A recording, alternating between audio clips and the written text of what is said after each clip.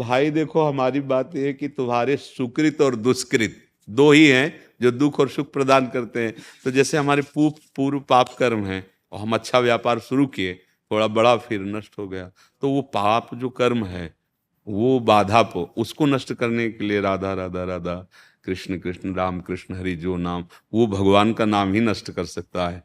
देखो, बड़े बड़े भजनानंदी संतों को भी तो कष्ट मिलते हैं, ऐसा तो नहीं कि ना मिले। तो दुख सुख को सहन करना सीखो और सच्चे मार्ग में चलो। जो हम चाहते हैं वही हो जाए ऐसा तो असंभव है।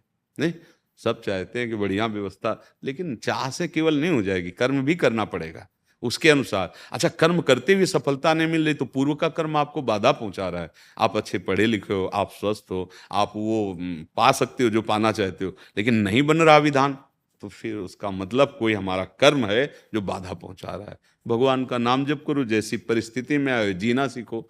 नहीं तो पढ़े लिखे बहुत हैं और नौकरी नहीं मिल रही, अब क्या करें?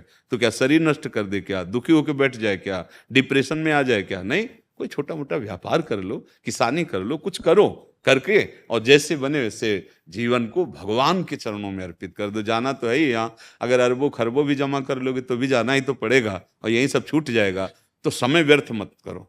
राधा राधा राधा, जो कर्तव्य मिले। देखो, छोटे छोटे कार्यों से अगर करते हम चले जाएंगे और साथ में नाम जप, तो नाम जप पूर्व पाप को नष्ट करेगा, और कर्तव्य की जो हमारी उत्साह वृत्ति है वो हमें कभी ना कभी सुखी तो कर ही देगी। अगर सुदामा जी को कई कई दिन भोजन नहीं मिलता था, तो एक समय ये भी आया कि सुदामा पूरी बन गई है।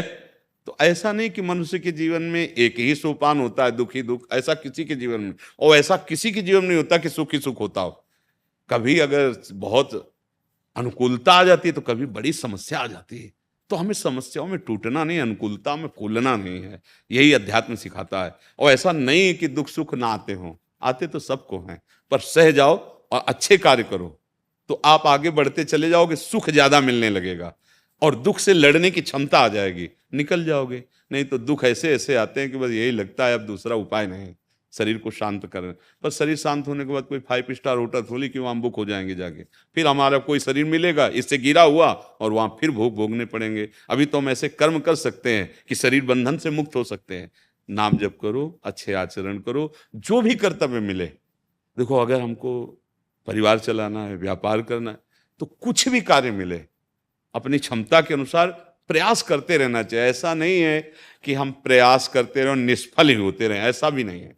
ऐसा नहीं है, एक बार, दो बार, तीन बार, लेकिन चौथी बार तो हमारी सफलता होगी। हमें निराश नहीं हो। हमने तो यहां तक कहा कि 1000 बार अगर साधक गिर जाए तो भी वो परमार्थ ना छोड़े।